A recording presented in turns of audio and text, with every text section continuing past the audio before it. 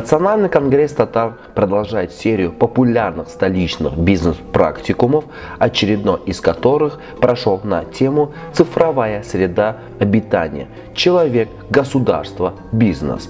Это формат поддержки предпринимателей и малого бизнеса был опробирован в период введения масштабных антироссийских санкций и полностью оправдал себя, обеспечив взаимодействие, прямые контакты и обмен опытом экономического выживания в первую очередь для татарских и тюркских бизнесменов. Так называемый наш бизнес-практикум, и он сегодня будет посвящен теме цифровизации. И называется у нас «Цифровая среда обитания. Человек, государство, бизнес». То есть все, что касается вот этого нового, пока еще неизведанного, непонятного нам цифрового мира, который уже грядет и достаточно близко. Наша главная цель – помочь вам сохранить свой бизнес и содействовать его дальнейшему процветанию. Такими словами открыл мероприятие вице-президент Национального конгресса татар Александр Скуратов. Сегодня мы проходим настоящие испытания на способность продолжать развивать свое дело и в условиях западной экономической блокады. Нарушились многие связи, логистические цепочки, финансовые транзакции, и от того, как быстро мы адаптируемся к новым условиям, по большому счету зависит наше дальнейшее выживание. Российская экономика показала мощную стрессоустойчивость, и вопреки всем предсказаниям американо-европейских экспертов, за 10 месяцев экономической блокады не то чтобы не рухнула, но даже не показала сколько-нибудь угрожающих признаков падения. Оптимистично заявил молодой предприниматель Айзат Бадриев. Я управляющий партнер компании Key Capital, которая интегрирована с такими крупными компаниями, как группа компаний ПАТ и группа компаний Колди. Это прежде всего осуществление серьезных девелоперских проектов в Москве и Московской области. Поэтому вот. Бизнес-вумен Галина Прохорова назвала Россию передовой IT-страной и в целом считает, что цифра ускорила мировое развитие.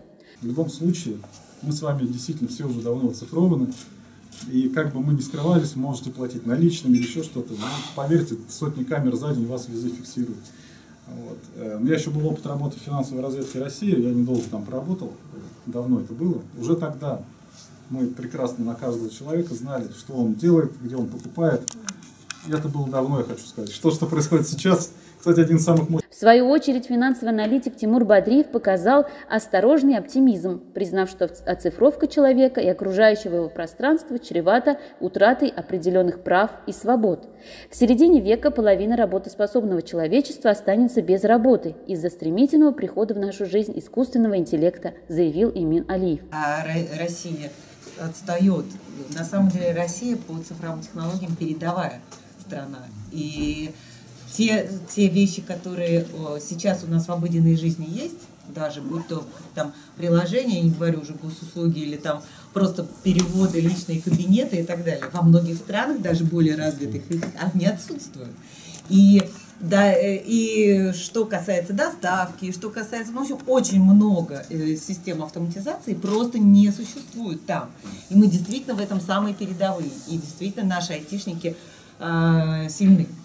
В частности, вот мы сейчас выпускаем на рынок продукт, который, он у нас уже там 3 года мы над ним работали, но в сфере сегодняшних событий, вот начиная с февраля месяца, мы поняли, что именно такой продукт на сегодняшний момент актуален.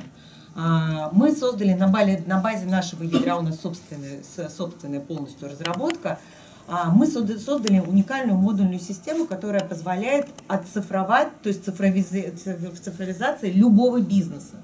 Россия, как великая мировая держава, должна предложить миру свою передовую экономическую систему, в которой страны и народы могли бы свободно и комфортно развиваться, констатировал президент Национального конгресса татар и тюркских народов Рустем Ямалеев.